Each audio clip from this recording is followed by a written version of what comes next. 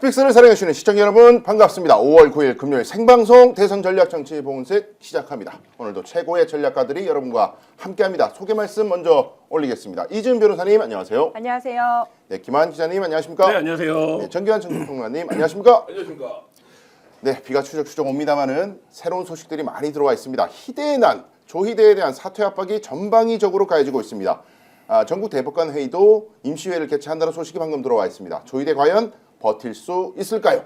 자, 김문수의 침대 축구의 한덕수와 용산 똥줄이 타고 있습니다. 국힘 후보 등록 안 한다는 말까지 나오고 있는데요. 잠시 뒤 11시에 국힘 의총에 김문수가 참석한다는 이야기가 나오고 있습니다. 문 닫아 마땅한 국민의힘 상황 파헤쳐 보겠습니다. 거칠 것이 없는 이재명 후보 압도적인 정권 교체로 가는 길 어떤 흐름인지도 살펴보겠습니다. 이런 소식들 발빠르게 여러분 찾아뵙겠습니다. 좋아요, 구독 많이 눌러주시고 함께해 주시기 바라겠습니다. 자, 첫 번째 소식으로 바로 들어가겠습니다. 일단은 윤석열이 이제껏 포토라인에 안 서고 지하 주차장 통로로 계속 가다가 다시 이제 이걸 안 하겠다. 이제 질문 받아라. 법원의 결정이 나왔습니다. 이제 드디어 우리 국민들이 윤석열이 법정으로 들어가는 모습을 공개적으로 보겠네요. 네, 이게 너무 당연한 건데 사실 이게 쟁점이 되는 것 자체가 네. 특정인에게 너무 많은 이제 말하자면 특혜를 줬던 건데 저는 근데 한 이번 주부터 그런 느낌이 드는데 뉴스의 어떤 개개 팩트를 떠나서 뭔가 이제 흐름이 바뀌고 있다. 네, 예. 이런 느낌이 좀 드는데 이게 이제 대표적으로 그런 뉴스 가운데 하나가 아닐까 싶습니다. 네, 이제껏 사실 전직 대통령들 다 공개적으로 포토라인 섰고 말이죠. 포토라인 선다는 게 꼭 망신 준다는 걸 넘어서서 공개적인 질문을 받는다는 거 아니겠습니까? 그렇죠. 네, 그게 참 중요한 부분인데. 근데 지금 이것도 약간 비판적으로 보면 네. 이럴 수도 있습니다. 문재인 대통령이 기소가 됐잖아요. 그러면 이제 문재인 대통령 포토라인 좀 세우고 싶을 텐데 윤석열을 지금까지 안 세우다가 문재인 전 대통령만 세우면 얼마나 또 비판이 많이 나오겠습니까? 그래서 지금 이제 국민들의 반발도 굉장히 심한 데다가 또 이걸 원래는 경호처에서 계속 요구를 해왔습니다. 경호처에서 경호의 문제로 지하 통로를 이용하게 해달라고 했었는데 경호처의 김성훈 전 차장이 지금 이제 대기발령 상태거든요. 그래서 경호처의 입장도 살짝 좀 변화가 되었고, 그리고 또 이제 문재인 전 대통령이 어떻게 할 것인가, 이 형평성 문제 등등이 여러 가지로 작용을 했다 이렇게 생각을 합니다. 진작에 이렇게 하면 좋겠다. 그러니까요. 지금 이제 뉴스의 초점이 많이 바뀌고 있지 않습니까? 윤석열 내란, 그 위에 내란 세력에 대한 것, 김건희 문제, 그리고 검찰이 아예 노골적으로 윤석열을 풀어준다고 하는 것에서 이제 사법부까지 일종의 참전이라고 해야 됩니까? 아니면 이제 관여하기 시작했고 그들이 실제로 우리가 하나하나 보고 있지 않습니까? 그러면 김대웅 고법원장이 서울고법원장이지 않습니까?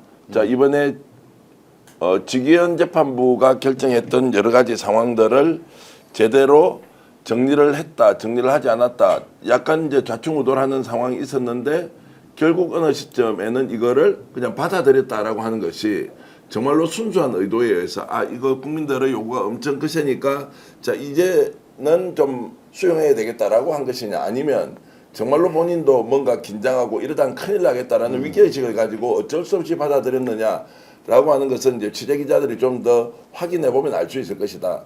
사법부가 실제로 내란 세력 또는 내란 동조자로 몰리고 조희대가 사법 구태타를 일으켰다라고 지금 이제 평가를 받고 있지 않습니까? 이제 이런 상황에서 말씀하신 것처럼 어느 정도 이제 이런 부분에 대해서 선긋기를 시작했다. 그러면 각자 도생으로 가는 거 아니냐?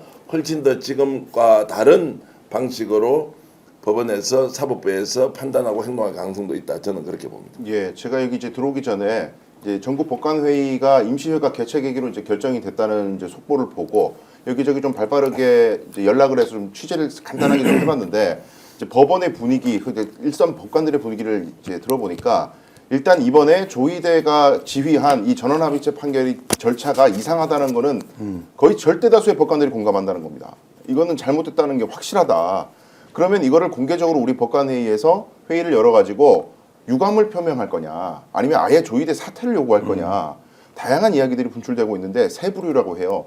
이렇게 사퇴, 뭐 혹은 유감 이런 이야기도 있지만 아예 이거를 법관회의에서 얘기하는 것 자체가 다른 재판부에 간섭하는 거기 때문에 안 된다는 의견까지 세 부류로 나뉘는데 이제 일선 판사들 목소리까지 지금 규합된 건 아니에요. 전국 법관 회의이기 때문에 이제 각급 법관들의 대표만 모여가지고 이제 회의를 열지 말지 결정된 단계에 불과한데 일선에 있는 수많은 판사들의 목소리는 우린 이렇게 지금 지방에서 수백 건의 사건들을 한 달에 쳐내면서 생고생하고 있는데 위에서 저런 짓을 하는 바람에 우리 법관 전체가 요거도 먹는 거 아니냐.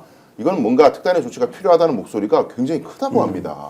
그러니까 이 재판부 판사들이 제일 이제 말하자면 그 치명적인 상황이 선거나 정치에 의도를 갖고 개입했다 이런 이제 판단이 내려지면, 그러니까 예를 들면 법리의 개개를 따졌을 때는 판사의 판단이 맞을 수 있지만 그 행위 자체가 어쨌든 법원의 판단이라는 건 불가역적인 측면이 있지 않습니까? 예. 근데 이제 그런 상황에서 아 이게 뭔가 법관이 판사가 의도를 갖고 개입했군 이런 인상을 주면 그 판결이 어떻게 되든 간에 사실 그 집단 전체가 네. 의심을 살 수밖에 없는 상황인데 이 조희대 대법원이 했던 판단이 딱 정확하게 이제 그 지점에서 법관들이 아 이거는 선을 넘었다. 이건 우리가 해서는 그러니까 최후까지 궁극적으로 마지막까지 해서는 안 되는 어떤 판단이 이루어졌다. 이 부분에 대한 분노나 이제 좀 말하자면 그러니까 뭐라 그럴까요? 그러니까 자기 존재가 굉장히 불안해졌다. 이거 외부에서 흔들고 이런 문제가 아니라 어느 사회에서든 판사가 그런 의심을 받기 시작하면 사실 어떤 판결을 내려더라도 아 이거는 어떤 정치적 입장에 따라서 이쪽 판단이군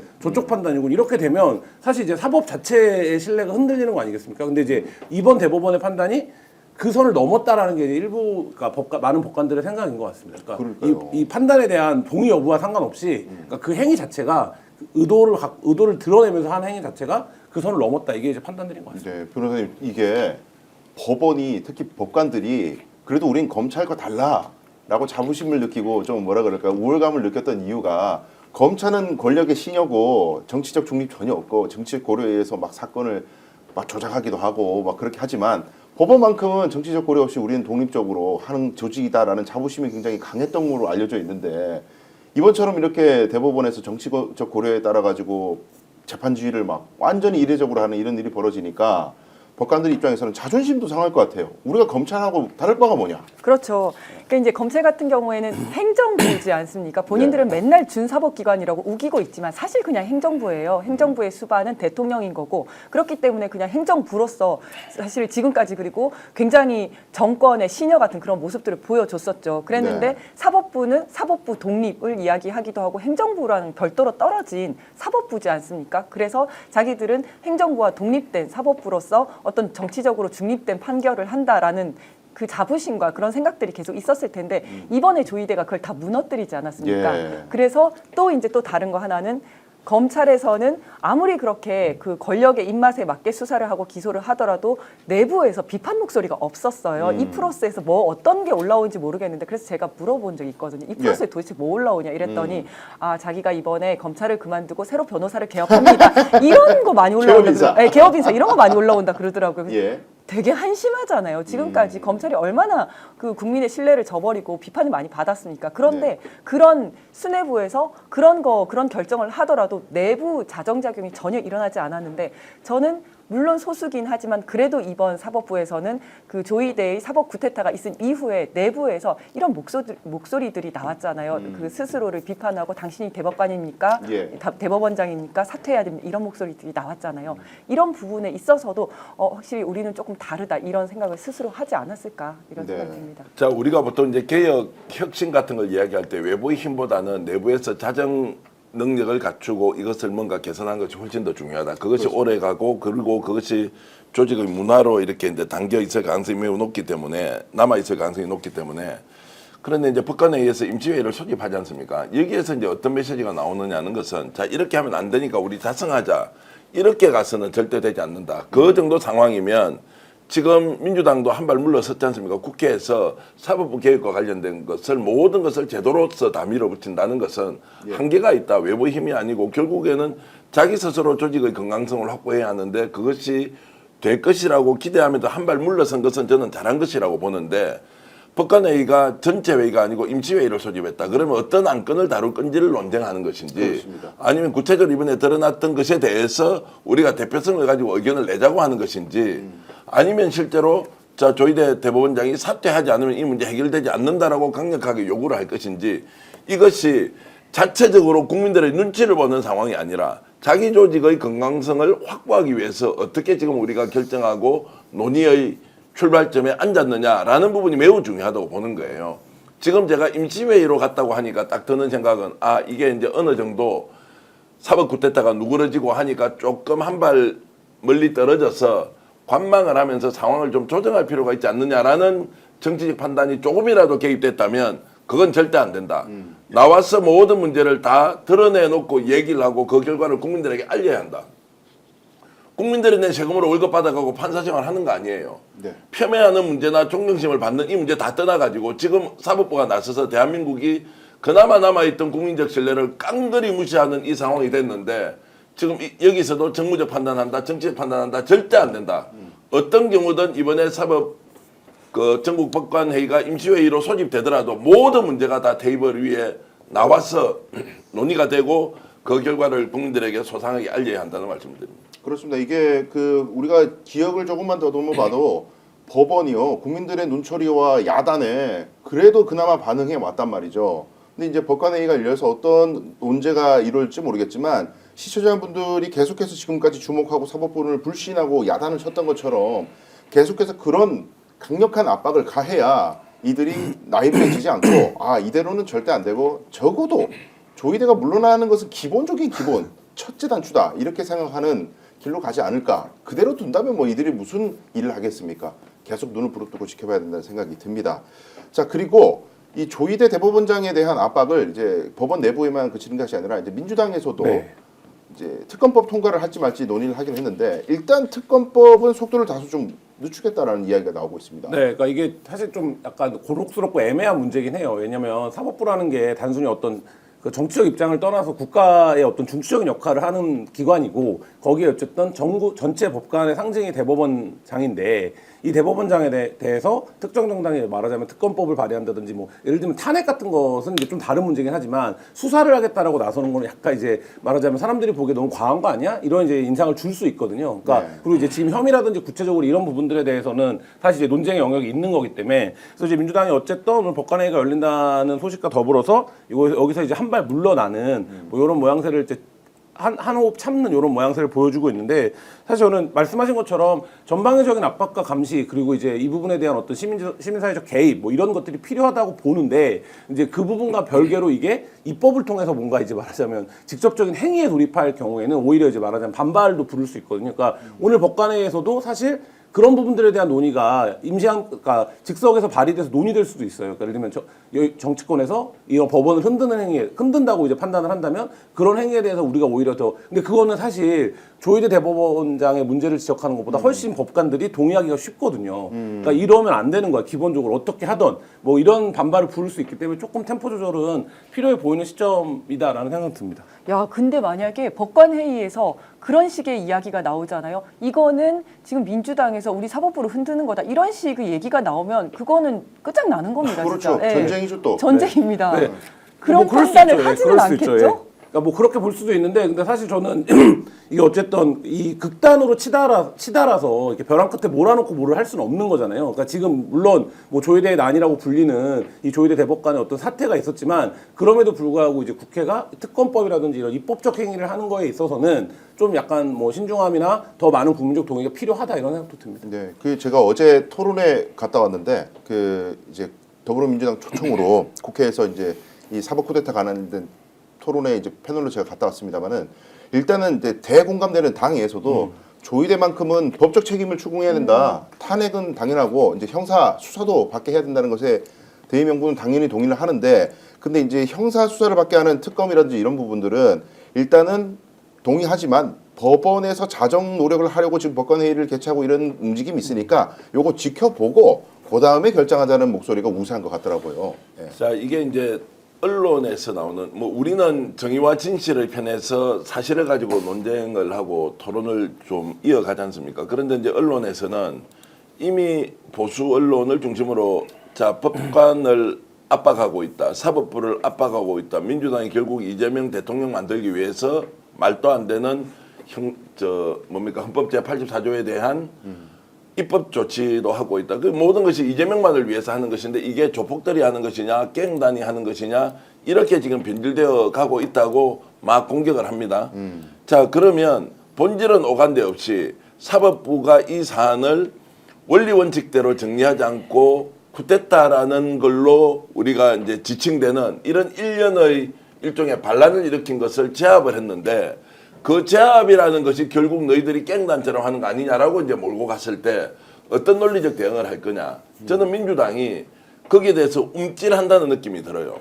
그러면 탄핵의 사유가 되는데 탄핵을 할 것인지 말 것인지 또 우리가 민주당에 계속 비판하고 있는 것이 역풍에 대한 우려가 있다 없다라고 하는 거 있지 않습니까? 예. 자정 노력을 하는 것은 당연히 기회로서 줘야 되지만 지금 현재 헌법 제84조와 같은 소추와 관련된 부분은 당연히 입법으로 보완이 되어야 이재명 후보든 다른 사람이 대통령이 되든 이 문제 해결되는 것인데 이것이 마치 이재명을 위해서 민주당이 오히려 입법 폭주를 한다는 식으로 공격을 할 때 이걸 무방비 상태로 맞을 것이나 그거 아니다라고 국민들을 적극적으로 설득을 해야 하고 그것과는 분리된 형태로 대응을 해야 하는데 전반적인 분위기가 민주당에서 좀 뒤로 빠지자 좀 한 발 물러서서 관망하자 이런 쪽으로 돌아가는 것은 똑같이 민주당이 시기를 놓쳐서 큰 일을 걸어치는 이런 것의 반복일 가능성이 있다는 것도 제가 좀 제안을 드리고 싶습니다. 네, 뭐 전 대표님 말씀도 맞는데, 그러니까 내용적으로 보면, 근데 이제 이런 게 있는 것 같아요. 선거를 20여일, 사실상 한 20여일 앞두고 있는 거 아닙니까?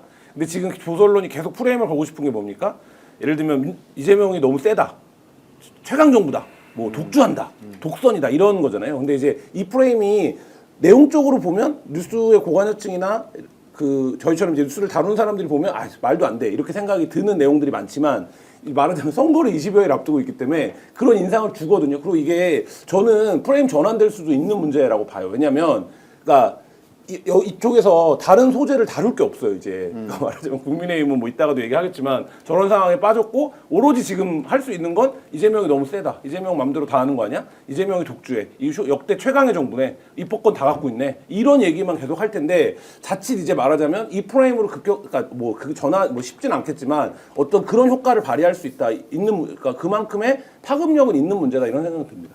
저는 지금 이제 민주당이 탄핵을 하지 않고 특검법도 발의하지 않고 조금 이제 지켜보겠다라고 하는 거는 사법부가 스스로 자정 능력이 있는지를 지켜보겠다라고 하는 거잖아요. 근데 그 자정 능력이 있는지 없는지를 보여주는 게 지금 이 법관회의의 결과라고 거기서 우리가 볼 수 있다고 생각하거든요. 이 사안을 어떻게 보느냐. 이것을 사법부의 대선 개입으로 본다면 그렇다면 이제 상황 판단을 그렇게 한다면 자정작용을 할 만한 전제가 되어 있는 거죠. 그런데 그게 아니라 이 사태를 지금 민주당이 사법부를 흔든다라고 본다면 이건 자정작용이 없다고 봐야 되는 겁니다. 그러면 네. 민주당은 원래 하려고 했었던 거 그냥 그대로 가야 됩니다.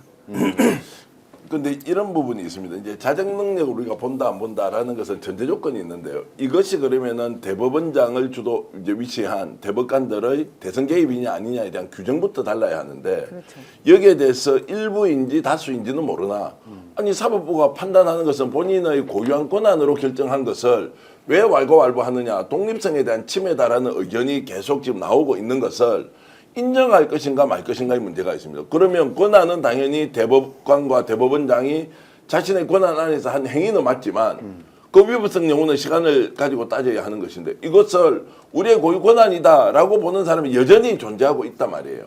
이랬을 때 자정 능력을 보자고 하는 것이 맞느냐 아니냐의 문제가 저는 똑같이 대두된다고 보고 그래서 좀 더 공격적으로 또는 적극적으로 의사표현을 해서 탄핵을 한다고 해서 사흘 나흘 지나잖아요. 국민들이 그거 기억하고 탄핵했기 때문에 아 이재명 대선 후보 자격 없어 라고 갈 수 있느냐 또는 입법 조치를 지금 한다고 합시다. 이제 헌법 84조에 대해서 그렇다고 해서 사람들이 대선 기간 내내 이것이 얼마나 지금 조폭처럼 민주당이 입법 독주를 하느냐라고 갈 것이냐 저는 그게 아니라고 생각을 하죠. 왜냐하면 이럴수록 원칙이 중요하다. 이 사람들이 대선 개입을 했다라고 하면 대선을 개입했다는 전제에서 대책을 세워야 되는데 대선 개입인지 아닌지 모르겠는데 가만히 보니까 개입했다는 의심을 받으니까 앞으로 우리가 조심합시다. 이러면 다 봐줍니까?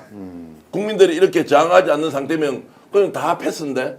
네. 그래서 저는 원인이 무엇인지를 정확하게 진단하고 거기에 대한 처방은 법적으로 할 수 있는 것은 역풍에 대한 우려가 아니라 법과 원칙에 따라서 무엇이 맞느냐를 가지고 밀어붙이면 그것이 대선에 불리하다 유리하다라고 하는 것은 완전히 다른 저는 논쟁으로 정리해야 한다고 그래 봅니다. 네, 어제 제가 이제 국회의원분들 모시고 있는 자리에서 이런 얘기를 했어요. 지금 이재명이 선거 나가는 것 자체는 장애물이 일단 없어진 것처럼 보이니까 뭐 마음 놓으시는지 모르겠는데 20여일 지나가지고 대선이 끝난 다음에 바로 역습 들어온다. 이 사람들 이 세력들은 지금 체제 전쟁으로 규정을 하고 있는데 전쟁이라는 건 상대방 죽이는 거 아니에요? 이대로 물러나서 뭐 검찰개혁, 사법개혁 그냥 몸을 내줄 리가 없다. 그러니까 국가공무원법 위반 이런 거, 아니 국가공무원법에 금고 이상형을 선고받으면은 당연 퇴직 사유 되잖아요. 이거 타고 들어와가지고 이재명 재판 계속 진행돼야 되고 징역형 하나만 선고돼도 바로 대통령직에서 물러나야 된다는 식으로 해서 보수 언론이고 유튜브고 다 선동질해가지고 지금 난리칠 거다. 임기 내내 이재명 발목 붙잡고 물러나라 마라. 우린 대통령 인정 못하겠다 이렇게 갈 거니까 20여일 동안 만약에 지금 약간 숨고르기를 하더라도 20일 뒤에 이런 문제가 생긴다고 아예 기정사실화 해놓고 준비를 해야 된다는 얘기를 제가 강력하게 하고 왔었습니다. 그러니까 이 말씀은 결국 이제 헌법 84조의 소추와 관련된 부분은 당연히 입법 조치를 내가지고 끝을 내야 돼요. 그렇습니다. 그 논란을 아예 없애놔야 되는 건데 그걸 지금 하느냐 마느냐를 가지고 뭐 좌고우면하는 상황은 아니지만 어쨌든 법관 회의까지는 지켜보지만 여기서 사퇴 문제로 정리가 되지 않지 않습니까? 그러면 바뀔 게 하나도 없다. 2년 동안 임기가 더 남아 있는데 어떻게 바뀝니까? 본인은 이걸 결행할 때 민심이 이렇게 들고 일어날지를 몰랐을 수 있겠죠. 압박에 의해서 지금은 수그러들었지만 본인의 생각을 바꿨다고 볼 수 있습니까? 본인이 아예 판단 자체를 잘못해서 내가 그때 오판했다라고 생각하겠습니까? 가능성이 없죠. 예. 아니죠. 그러니까 지금 사퇴도 안 하는 거라고. 왜 나한테 이렇게 공격해? 나는 내가 가지고 있는 고유의 권한 행사한 것뿐인데 왜 이렇게 나를 공격해? 결국 정치적 외압에 의해서 나를 죽이려고 하는 거구나라고 생각할 가능성이 훨씬 더 높다는 거예요. 맞습니다. 지금 형사소송법 개정안 문제 그 재판 정지시켜야 된다. 대통령 되면 이것도 검찰에서 위헌법률 심판 제청하려고 움직임이 있다는 거예요. 그리고 권한쟁의 심판 이런 거 해가지고 왜 우리는 재판 계속하고 싶은데 니네들이 이런 법 위헌적인 법 만들었냐. 헌법재판소로 끌고 가려고 이미 생각하고 있다는 거예요. 그러나 검찰은 그 헌법 기관이 아니기 때문에 위헌 정당 안 되죠. 심판을 할 수가 권한쟁의 없죠. 심판은 안 되는 거죠. 할 수가 없죠. 예. 그래서 이게 지금 헌법재판소를 어떻게든 끌고 갈 것 같으면 저는 사실 이 주장합니다. 이거 대통령 당선되자마자 검사는 공소 취소해야 되고 공소 취소 안 하면 이거 불소추 특권이라는 게 대법원 대통령을 기소하면 안 된다는 내용이잖아요. 근데 기소를 이미 해놨어. 그럼 이거 공소 취소해야 돼. 안 해? 헌법 84조 위반이야. 다 타네 검사. 이렇게 가야 된다고 제가 어제 얘기하고 왔는데. 제가 국회의원을 이제 만나서 이런 얘기를 한 적이 있죠. 이게 이재명 정부가 출범한다고 우리는 기대가 굉장히 크지 않습니까? 실제 잘할 것이라고 믿고 있죠. 그런데 정치라는 것이 대통령과 국민들의 뜻대로 되는 것이 아니라 외부의 상황에 워낙 민감하게 국가라는 것은 반응을 하게 돼 있고 상호작용을 하지 않습니까? 그러면 이재명 대통령 시대가 열렸는데 실제로 국정 운영이 뜻대로 잘 안 되는 거예요. 예. 그러면 지금 우리가 정리해 놓지 못한 이런 켜켜이 쌓여 있는 이런 사안들이 다시 그대로 들어오면 전국이 굉장히 혼란에 빠질 수 있고 우리가 위기 극복을 해야 하는 이 중대한 문제를 제대로 일단 뚫고 나가지 못할 수도 있다라는 전제. 그래서 지금 국민적 에너지가 사법 개혁을 해야 하고 어떻게 지금 대통령에 대한 형사소추와 관련된 부분이 있는지를 다 알고 있을 때 빨리 조치를 해야지. 그때 가서 어떻게 조치를 하냐고.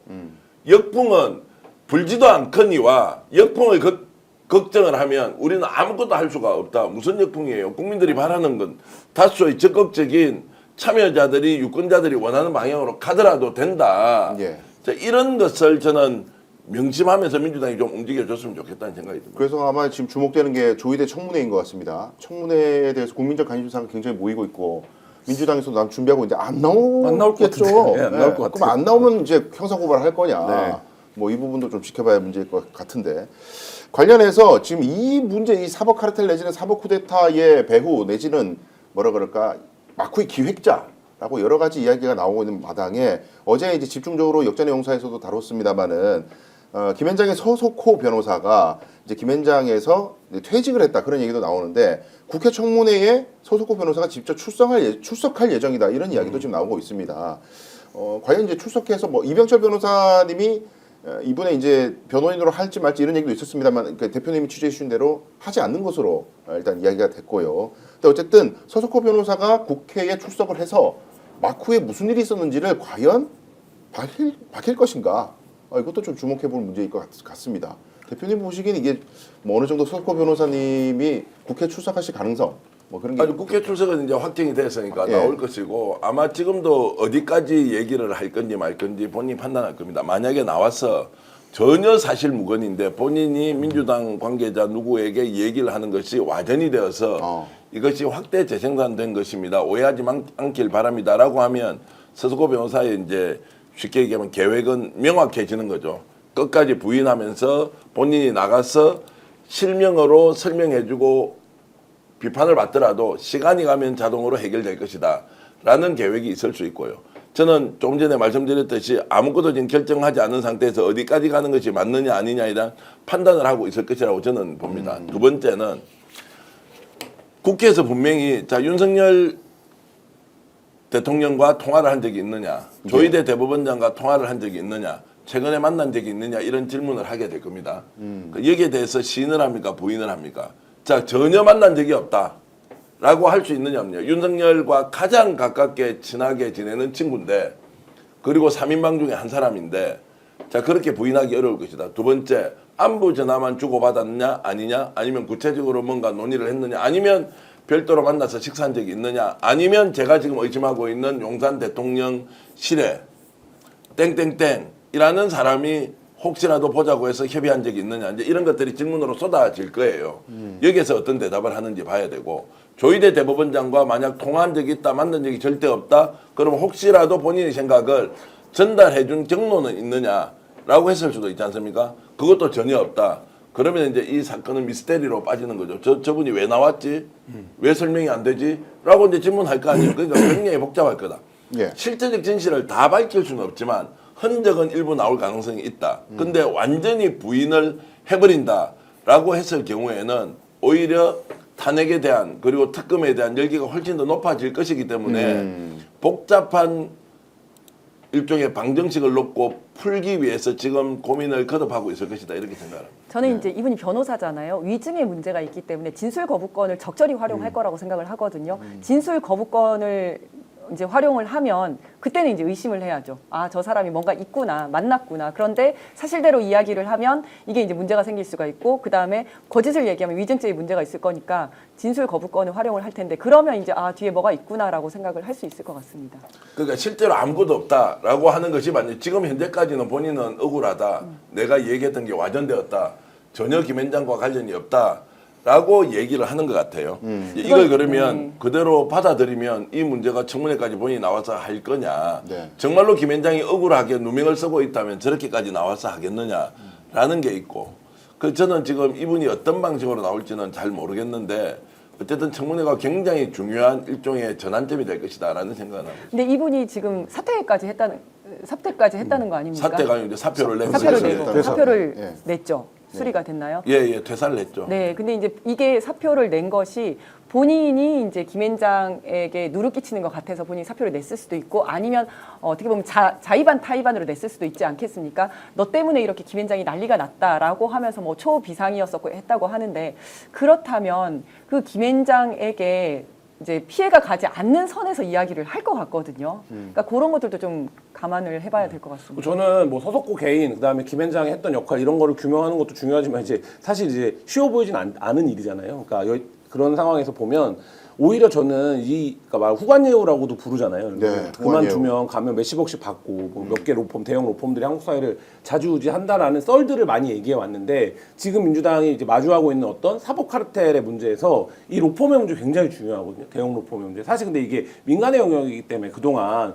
국가적으로 제도적으로 정책적으로 어떤 개혁 대상이라든지 혹은 이걸 어떤 방식으로 접근해야 되는지에 대한 논의가 많이 이루어지지는 사실 않았고 네. 그냥 언론 보도 정도를 통해서 이제 대형 로펌이 한국 사회에 얼마나 큰 영향을 미치고 있는지 그러니까 노출이 됐는데 저는 이 부분을 정책 과제로 가져가야 된다고 봅니다. 그러니까 예를 들면 대법관에 있는 분들도 나중에 퇴직하고 김현장 같은 데 이름만 올리고 전화통화 해주는 전화통화 몇 통 해주고 1년에 수십억씩 연봉을 받아갈 수 있는 가능성 충분히 있고 지금 한덕수 후보도 그런 사람이었던 거잖아요. 관료를 그만두고 거기는 그 변호사가 아님에도 불구하고 사실 이런 문제들에서 어떤 이들이 한국 사회를 어떻게 막후에서 말하자면 주무르고 있는가 이 부분에 대해서 반드시 좀 이제 들여다볼 필요가 제기된 거다 이런 생각이 들고 네. 이게 말하자면 내란과 그 이후 수습에도 영향을 미쳤다라고 하면 이거는 말하자면 내란 특검법이나 이런 데서도 반드시 수사 대상이 돼야 되는 문제다 이런 생각이 듭니다. 그러니까요. 뭐 모든 것이 법대로 법원이 다 흘러가고 재판도 흘러간다면은 강수영 변호사가 변론하는 거하고 김현장이 변론하는 거하고 내용이 같다면 결과가 같아야 되거든요.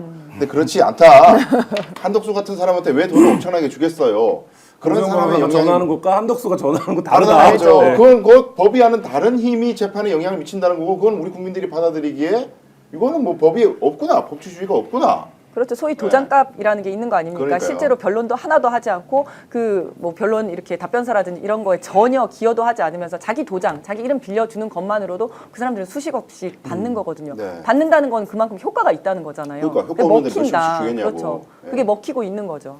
그러니까 이게 지금 기왕에 이제 드러났으니까 숨어있던 바퀴벌레가 다 나와가지고 우리 사회를 어떻게 이제 배후 조정 또는 기획해서 자기 신의 뜻대로 선출되지 않은 권력이 실제로 권력 행사를 해왔느냐 예. 이런 것이 한 단면으로 보여주는 거지 않습니까? 저는 조금 민주당이 설사 중도층의 표심을 조금 잃는다. 저는 그렇게 생각도 하지 않지만 자 대형 로펌의 이런 문제점들은 결국 돈 있는 사람은 재판 잘 받아서 죄를 경감할 수 있고 그렇지 않은 사람은 일방적으로 당할 수밖에 없다는 것이 완벽하게 해결되지는 않지만 대형 로펌이 이제는 국가 권력까지 좌지우지할 정도로 배후에서 있었다라고 하면 이 정권의 문제가 아니고 다음 정권과 다음 정권의 문제가 아니라 그러면 우리는 아예 계급 차이를 인정하는 거다. 힘 있는 놈은 괜찮은 거고 힘 없는 놈은 무조건 죽는데 완벽하게 평등한 세상을 만들 수 없지만 이것을 줄여나가야 된다는 예. 우리의 일단 공감대는 있는 거지 않습니까? 그러면 그 공감대에서 김현장의 문제가 터져 나왔다라고 하면 어떤 식으로든 법적 제도적 장치를 만들어야 한다. 대법관이 되는 순간 국가 월급을 차라리 더 주고 개업하는데 5년 10년 뒤에 개업해야 한다. 이 사람들 변호사 활동 못 한다라든지 그럼 처우를 해주면 될 거 아닙니까? 근데 거기 나와서 연봉 1억 5천 정도 전후 받는 사람이 갑자기 50억씩 받아. 받아들일 수 있냐고. 그런 사람이 지금 김현장에 수십 명이 있단 말이에요. 네. 자 그러면 이런 것들을 제도적으로 지금 좀 보완하고 마련하자라고 하면 충분히 그러면 법관은 후관 예우를 국민들이 우리 낸 세금으로 정말로 고생했기 때문에 충분하게 대우를 해주고 그 다음에 이들이 언젠가 법원으로 갔을 때는 인맥관계보다는 말 그대로 법리를 가지고 충분히 논쟁해서 이길 수 있도록 해주는 이 구조를 왜 못 만드느냐. 만들 기회가 저는 왔다고 생각하고 이런 보완책만 있으면 일벌백계 한다는 방식으로 질타의 대상이나 비난의 대상으로 사법부나 또는 법관 출신 변호사들을 판단할 것이 아니라 제도적 보완책을 만들어서 그걸 충분하게 예우를 해주고 김현장이 이런 방식으로 하지 않도록 하는 것은 반드시 국회에서 나는 입법 조치를 통해서 가야 한다. 이런 기회에 잘 오지 않는다라는 걸 가지고 좀 명백하게 좀 나서서 이 문제를 다루었으면 좋겠다는 말씀드립니다. 네, 방금 기사가 나왔던 것 잠깐만 소개해드리면은 공수처에서 조희대 대법원장 고발 사건을 수사부를 배당을 했다고 합니다. 수사사부에 배당하고 수사에 착수했다는 소식이 방금 들어와 있습니다. 그러니까 공수처도 움직인다. 예, 사법 쿠데타 진압에 공수처도 힘을 보탤 것으로 예상이 됩니다. 자, 공수처가 저렇게 하면 이제 또 공수처를 싫어하는 쪽에서는 봐라, 저 이제 정치판에 이재명 정권 들어선다니까 이제 줄서기 하네 이렇게도 얘기하겠지만 그나마 제가 보기에는 공수처가 있어서 얼마나 다행입니까? 직권남용 혐의가 유력하지 않습니까? 의혹이 많이 있지 않습니까? 그러면 대법원장도 저렇게 공수처를 통해서 수사 받아야 한다. 그래야 좀 자정이 되든 그래야 제도적으로 보완이 돼서 이런 일을 더 이상 벌이지 않겠다고 생각하지 않겠습니까? 예, 그렇죠. 자, 이 움직임들을 숨가쁘게 돌아가지만 어쨌든 머지 않았다는 생각이 듭니다. 고비들이 여러 개 있습니다만은 잘 헤쳐나가고 더불어민주당도 또 조국혁신당도 다른 야당들도 잘 대처하기를 바라겠습니다. 그래서 국민의힘 소식을 좀 전해야 되는데 좀 전에 제가 서두에 말씀드렸지만은 김문수 후보가 의총에 오늘 국힘 의총에 11시경에 참석한다고 했는데 아직 제 속보를 보니까는 11시 반 정도에 또 온다 그러고 자 계속 새로 고침하고 있는데 안 와. 하여튼 좀 매번 좀 늦어요. 김문수 후보가 지각을 많이 하더라고. 자 그런데 이제 지금 드러나고 있는 소식이 11일까지 후보 등록을 이제 자기가 단일화 안 되면 후보 등록 안 하겠다고 하고 있고 그랬더니 김문수가 등록도 안 하겠다는 사람하고 무슨 단일화를 하냐라고 이제 옥신각신하고 있는데 지금 권성동은 그 와중에 단식을 시작했고요. 단일화할 때까지 단식을 하겠다. 그러고 있고 지금 권영세 비대위원장도 11일까지 단일화가 안 되면 나는 사퇴하겠다. 그러니까 이제 김문수 쪽에서 그래 나가. 그럼 내가 당권 잡을게. 뭐 이런 분위기로 지금 아주 거의 개국 콘서트가 진행이 되고 있습니다. 진행이 되고 있는데 오늘 의총에서 또 방금 전에 나온 속보는 한덕수 측에서 오늘 나오는 여론조사에 난 따르겠다. 여론조사에서 내가 이기고 있으면은 내가 후보 되는 거고 내가 여론조사에서 지면 난 물러나겠다. 근데 어떻게 후보가 되나요? 어제 김문수 후보가 그 얘기를 한 건데 입당도 안 했는데 그러니까요. 여론조사를 이겼다고 쳐요. 네. 이기겠죠. 근데 이긴다고 어떻게 본인이 후보가 됩니까? 그러니까 저는 네. 이 지금 상황의 설정 자체가 굉장히 많은 단계를 점프하지 않으면 사실 그럼요. 예, 이해가 불가능한 구조인데 네. 그게 너무 당연한 것처럼 지금 이 쌍권과 한덕수가 얘기를 하고 있는데 네. 김문수 후보가 얘기하는 거에 틀린 말이 있습니까? 예를 들면 아니, 지당한 얘기를 예, 하잖아요. 예. 출마도 안 할 거면서 등록도 안 할 거면서 왜 나왔냐? 그다음에 그러면 대통령 후보가 되고 싶었으면 우리 당에 들어오지 왜 안 들어왔냐? 뭐 이런 얘기들이 다 되게 맞는 대단히 말이죠. 상식적인 그냥 네. 얘기인 거잖아요. 그럼요. 근데 지금 문제는 여기에 대응이 안 돼요, 한덕수가. 그러고 나서 그냥 답은 원래 정해져 있는 줄 알고 나는 나온 건데 그러니까 무조건 내가 나가야겠는데 말고는 사실 거의 생떼 수준이다. 그러니까 김문수 후보 입장에서는 저는 버티기가 그래도 어려운 점이 있지 않을까라는 생각도 했거든요. 워낙에 당내 기반이 약하니까. 예. 근데 지금 이들이 하는 행태가 너무 그냥 생태기 때문에 김문수 후보 입장에서는 그냥 상식적인 얘기, 당연한 얘기 하면서 그냥 있으면 되는 상황이어서 저는 뭐 11일까지 그냥 무난. 그리고 결국은 저는 이거는 법원으로 갈 거라고 보는데 법으로 따지면 김문수 후보가 이깁니다. 왜냐면 네. 지금 이제 당원 당규상의 두 개의 규정이 충돌을 하고 있는 건데 하나는 이제 김문수 후보의 당무 우선권, 이거 또 하나가 최고위 특례를 이야기하는 건데 당무 우선권은 뭐 필요한 범위 내에서 전반적인 당무에 대한 우선권을 가진다 대선 후보가 그렇죠. 라는 내용이고 최고위 특례라는 게 이제 그 대통령 후보자 선출과 관련해서 상당한 사유가 있는 경우에는 선관위가 심의하고 최고위가 의결로 정한다라는 겁니다. 그런데 그 지휘부에서 얘기하는 거는 이 상당한 사유가 생겼다. 상당한 사유가 뭐냐? 근데 이 상당한 사유라고 할 때 보통은 후보가 정해졌지만 이 대선 후보가 죽거나, 그러니까 그렇죠, 사망하거나, 그렇죠. 뭐 본인이 갑자기 사퇴를 하거나 이런 경우에 이제 정하겠다라는 것이 이게 상당한 사유인데 그게 아니라 이 상당한 사유를 들고 있는 게 이제 얼마 전에 여론조사를 했는데 거기서 단일화를 다들 바라고 있었다는 거예요. 네. 이게 상당한 사유라는 거예요. 전혀 말이 되지 않죠. 김문수 후보가 단일화를 원하지 않는다고 얘기한 적이 한 번도 없습니다. 그렇기 때문에 아니 스케줄까지 밝혔어요. 그럼요. 하자고. 예. 그래서 이게 만약에 문제가 돼서 이 두 가지가 충돌을 해서 결국은 법원으로 가게 돼 또 가처분 신청도 하지 않았습니까? 법원으로 가게 되면 이거는 지휘부가 깨집니다. 이거는 말도 안 되는 겁니다. 제가 어제 이제 한 분으로부터 얘기를 전해 들었는데요. 이제 한번 질문을 해볼게요. 지금 김문수, 한덕수 이 두 사람 중에 누가 잘못하고 있어요? 아니 그러니까 우리 뭐 민주당 다 치우고 이재명 후보 다 치우고 자 김문수, 한덕수 두 사람 중에 누가 잘못하고 있어요? 저는 한덕수가 잘못한 것 같은데요. 예. 그러니까 뭐 그렇게 생각하시면 네네.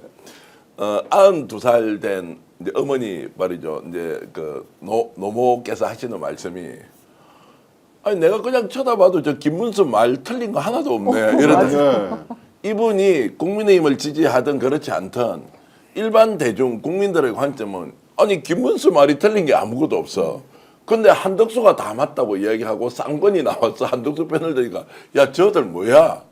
그래서 이제 양쪽이 붙어요. 그래서 이 싸움은 우리가 정확하게 관전하려면 첫 번째 누가 잘못하고 있느냐를 전제하지 않으면 개싸움판으로 보여요. 그 싸움이 시작됐으니까 누가 옳은지 그런지 모르잖아요. 그 출발 지점에 서서 보면 자 김문수냐 한덕수냐 김문수 틀린 말 하나도 없네. 맞아. 당은 당규도 마찬가지고. 예. 그래서 김문수 오늘 의총에 왜 가느냐? 의총에 가서 나 단일화 하겠습니다. 문제 없습니다. 그런데 다음 주까지 선거운동 하면 되지 않습니까? 그렇죠. 왜 이렇게 서둘러서 하려고 합니까? 라고 했을 때 누가 공당의 대선 후보의 말을 야 아니야 이 사람 아직 당에 들어오지도 않았지만 그래도 니보다는 경쟁력 더 있으니 오늘 여론조사로 결정해 이 사람 대선 후보야 그렇게 너 포기해 라고 하는 그 주장을 어떤 국민이 어떤 당원이 상식적이면 받아들이겠느냐. 예. 그래서 저는 김문수 후보에게 박수를 이렇게 보내드리고요. 열심히 잘 싸우시라. 예. 이것이 그나마 국민의 힘을 지키는 법과 원칙이 될 수 있다. 여기에서 만약 지고 포기하잖아요. 국민의힘은 대선 끝나면 살아남지도 못하고 한덕수 당도 되지도 않아요. 그럼 누구 당이 되느냐? 쌍권 당이 되겠죠. 쌍권이. 왜냐면 김문수도 몰아냈고 대선 후보로 실패를 한덕수가 하게 되면 그 다음에 당은 장악한 사람이 쌍권 당이 되면 당권 자기들이 가져갈 수 있는 거 아니에요. 그렇게 갔을 때 국민의힘이 살아남을 가능성이 있느냐? 아니면 김문수에게 이렇게 기분 좋게 박수를 보내면서 열심히 싸워서 대선 후보로 끝까지 올라오세요. 라고 하는 것이 낫겠나? 이제 이런 것들을 제가 질문을 던져봅니다.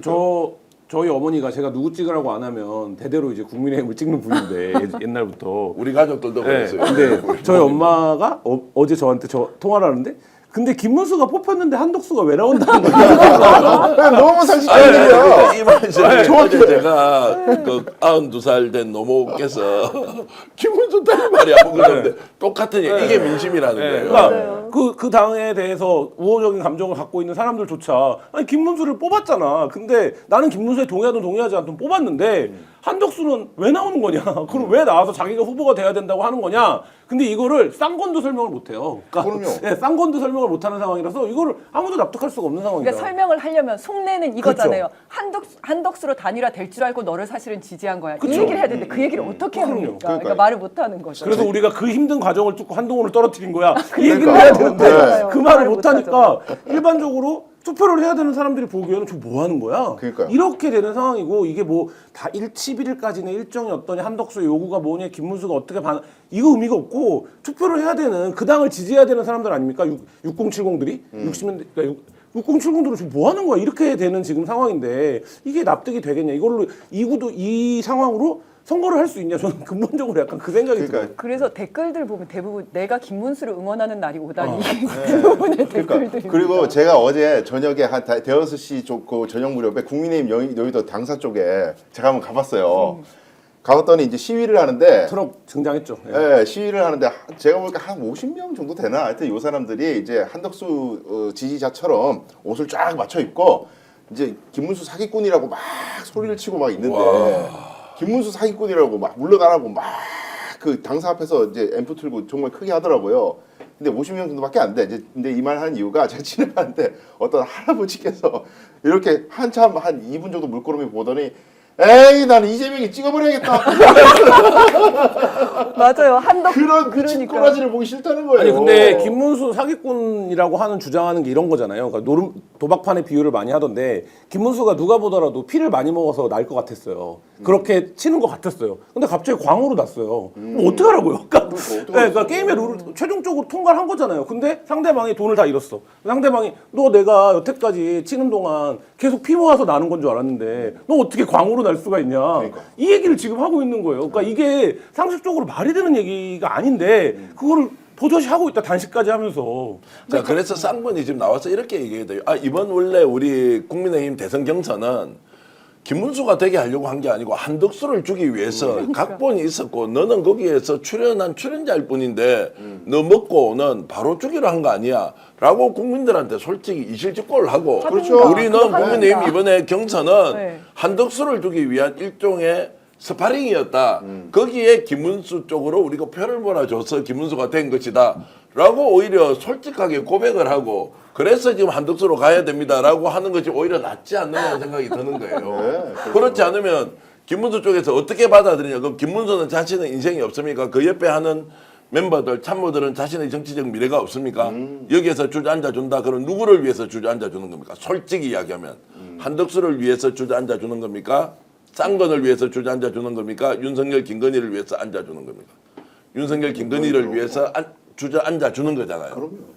이것이 더욱더 미래가 없다는 것을 압도적 다수의 국민의힘 의원들은 알고 있다. 그래서 저는 차라리 윤상현 의원이 솔직한 얘기인 것 같아요. 이렇게 한덕수를 내고 싶으면 탈당을 해서 한덕수를 후보로 내면 돼요. 한 20명 탈당해가지고 네. 교섭단체 네, 만들어가지고 그래서 그렇게 하는 거는 뭐 이해는 안 되지만 그거는 정치적으로 수순이 될 수 있죠. 근데 그게 아니라 자기 당의 후보를 8강, 4강 결승해갖고 뽑아놓고 이렇게 하는 거는 이거는 이게 어떻게 나중에 평가가 될지 사실 모르겠어요. 이게요, 진짜 지금 웃으면서 저희가 얘기하지만 법적인 문제도 심각한 게 심각하죠. 두 가지가 있어요. 하나는 만약에 애초부터 한덕수를 그냥 후보로 추대할 생각으로 만약에 경선했다 그러면 기타금 받은 돈 있잖아요. 이거 전부 사기야. 아, 그렇죠. 사기가 될 수. 이정현 이런 사람들 호남에서 나가면서 얼마나 화를 냈는데 내가 이거 나가는데 1억이나 내고 말이야. 8강 올라가는데. 근데 애초부터 여기 경선에서 당선된 사람은 후보로 할 생각이 없었다면 없었다.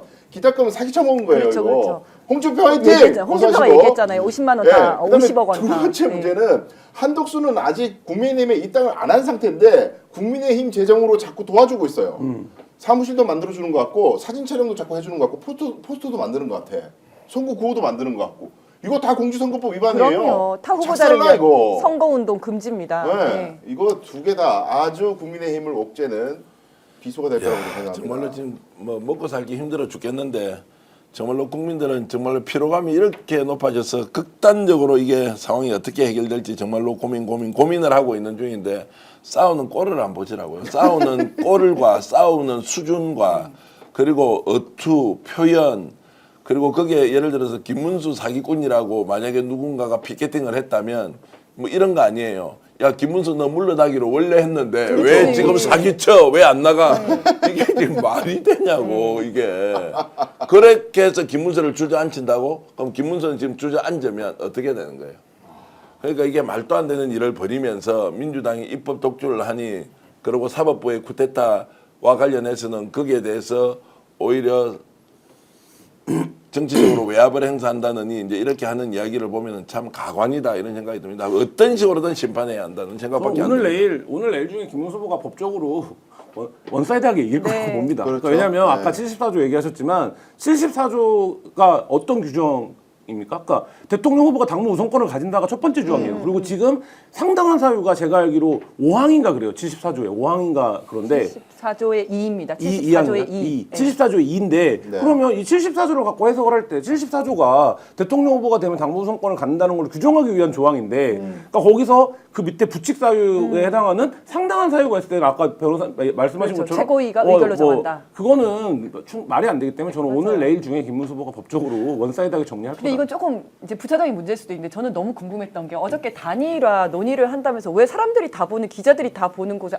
둘이 의자에 앉아가지고 막 얘기를 하잖아요. 전혀 의미 없는 얘기들을 막 하고 뒤에서는 뭐 한덕수 고호 막 이런 소리까지 들리고 이러는데 그건 도대체 뭘 보여주기 위한 건지 궁금하더라고요. 어떤 정치적 의미가 있는 거예요? 승계를 해가지고 사람들을 선동하려는 의도밖에 없는 것 같더라고요. 지지자들 화나게 해가지고 김문수 욕을 좀 해줘.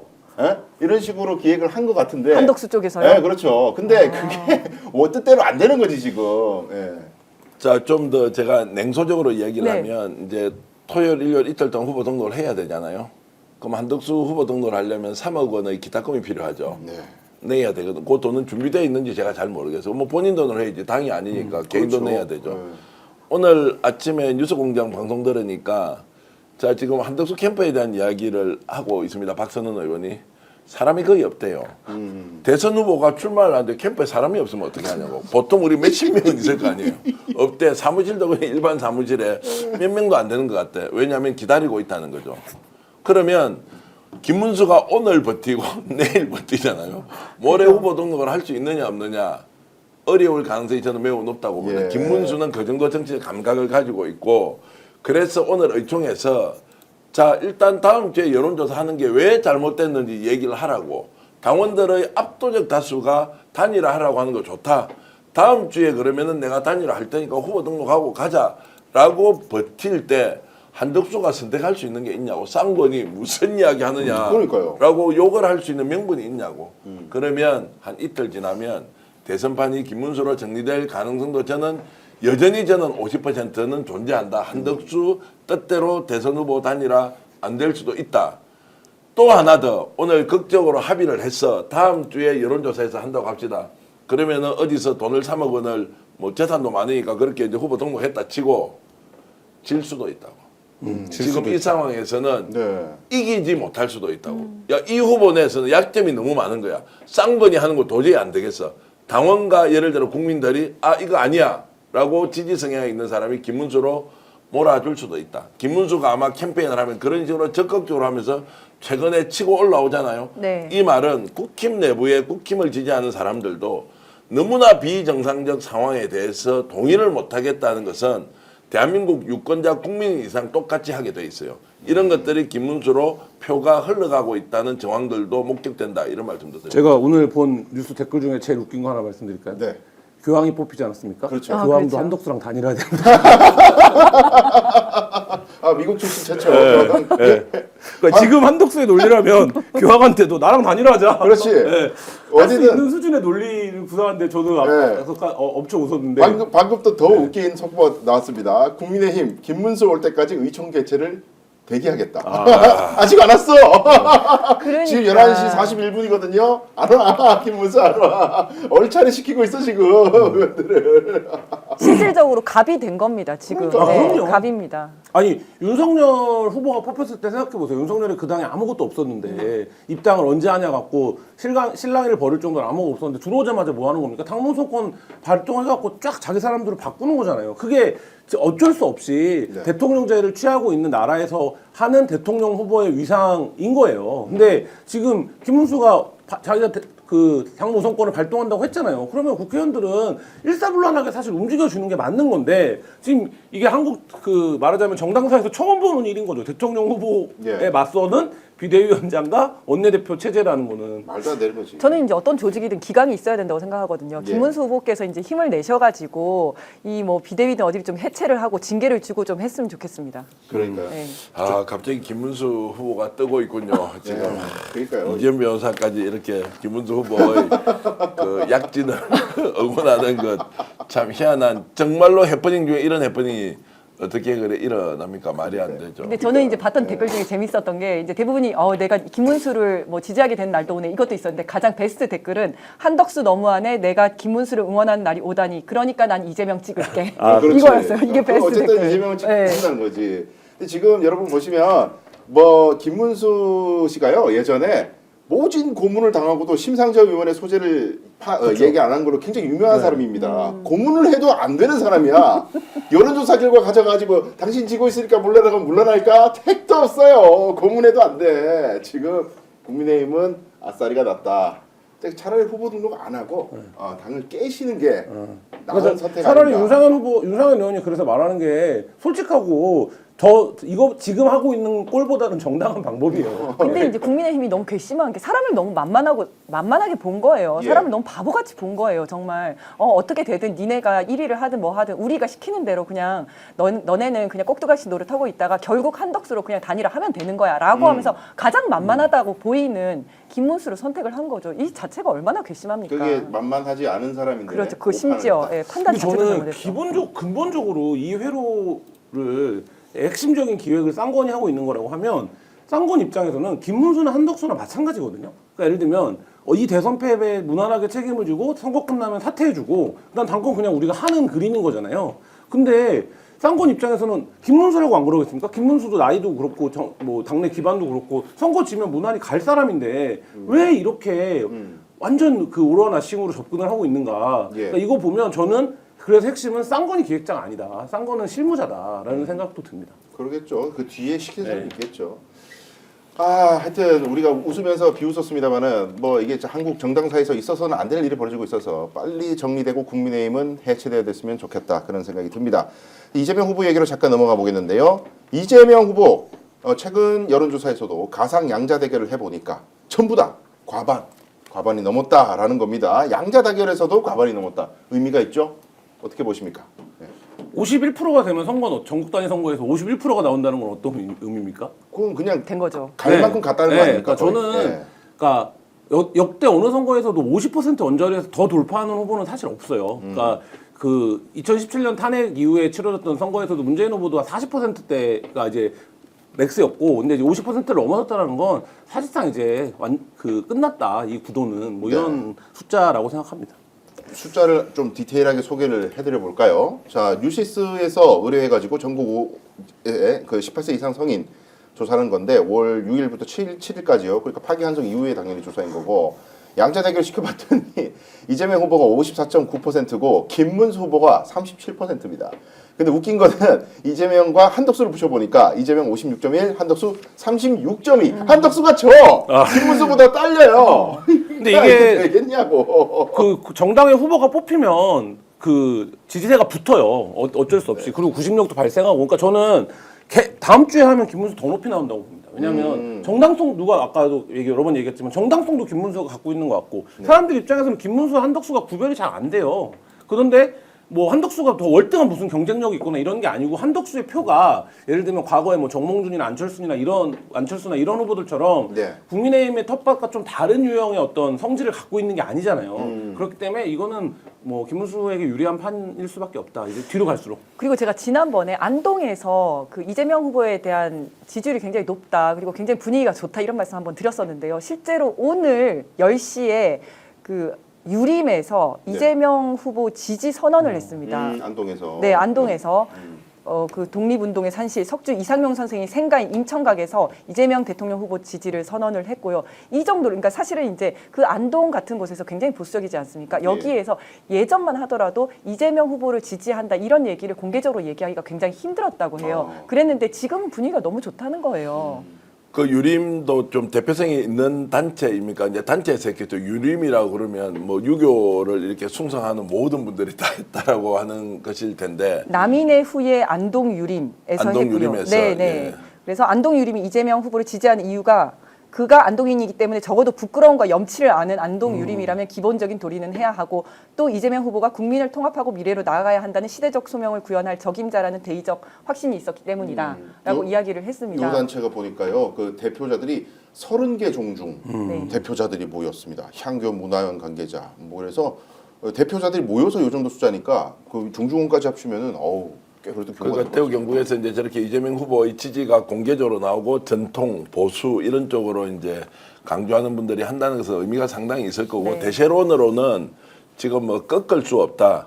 그리고 관리를 잘해야 하는 것도 있지만 저는 오히려 이재명 후보가 더 적극적으로 국가 운영의 책임자로 국민들에게 정책이면 정책 그리고 원칙이면 원칙 그리고 미래 비전이면 미래 비전 명확하게 내세우면서 더 파고 들어가서 저는 강력하게 해야 한다. 여기에서 내란 세력 또는 사법 쿠데타와 같은 이런 문제에 대해서도 원칙대로 처리하는 것이 가장 효율적이고 생산적이고 경제적이다라는 것 좀 생각을 버리지 말고 유지하면서 계속 좀 밀고 나갔으면 좋겠다는 말씀드립니다. 그러네요. 생각해보니까 강경 일변도로 갔는데도 지지율이 계속 높게 나온다는 거는 이 방향대로 가는 게 맞다는 거지. 당연하죠. 예. 그리고 원칙을 세울수록 표가 오히려 모인다는 것이고 국힘에서 지금 내분이 일어나서 대선 후보 관련된 저런 이제 논쟁을 한번 보시라고요.